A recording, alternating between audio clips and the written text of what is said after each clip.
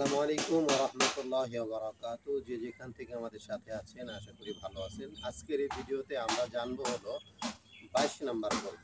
22 number পর্বের মধ্যে আমরা জানবো সূরা কলাম, সূরা হাক্কা, সূরা মাআরিজ। এই তিনটা সূরা যদি আপনি স্বপ্নে দেখেন তেলাওয়াত করতে কি কি ব্যাখ্যা হবে, আর আজকের এই ভিডিওতে আমরা ক্লিয়ার হব।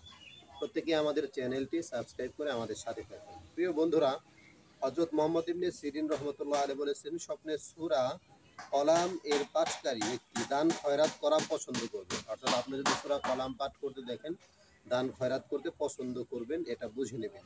ইব্রাহিম কিরমানি রহমতুল্লাহ আলাইহি বলেছেন, সে মানুষের সাথে সদাচরণ করবে, মানুষের সঙ্গে ভালো ব্যবহার করবে। জাফর সাদিক রহমতুল্লাহ আলাইহি বলেছেন, আল্লাহ তাআলা তাকে সহনশীলতা দান করবেন। সহনশীলতা, সুন্দর হৃদয় আল্লাহ তাআলা তাকে দান করবেন। এরপরে সূরা হাক্কা। সূরা হাক্কা যদি স্বপ্নে দেখেন, আল্লামা ইবনে সিরিন রাহমাতুল্লাহ আলাইহি বলেছেন, স্বপ্নে সূরা হাক্কা তেলাওয়াতকারী ব্যক্তি আল্লাহ তাআলার পূর্ণাঙ্গ ফরজ আদায়কারী হবে। আল্লাহ তাআলার প্রত্যেকটা ফরজ আদায়কারী হবে। ইব্রাহিম কিরমানি রহমতুল্লাহ আলাইহি বলেন, সে সৎ চরিত্রবান হবে। জাফর সাদিক রহমতুল্লাহ আলাইহি বলেন, সে শরীয়তের অনুসারী হবে। আলহামদুলিল্লাহ।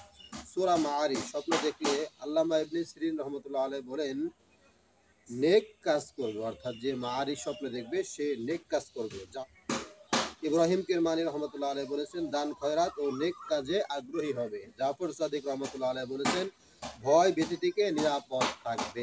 প্রিয় বন্ধুরা, তিনটি সূরা আমরা আলোচনা করলাম: সূরা কলাম, সূরা হাক্কা, সূরা মাআরিজ। এই তিনটা সূরা যদি আপনি স্বপ্নে দেখেন কি ব্যাখ্যা হতে পারে, আশা করি বুঝতে পেরেছেন। সকলে আমাদের চ্যানেলের সাথে থাকবেন। আহকার টিভি নামে আমাদের পেজ আছে, আমাদের পেজটিও ফলো করবেন। ধন্যবাদ। আসসালামু আলাইকুম ওয়া রাহমাতুল্লাহি ওয়া বারাকাতুহু।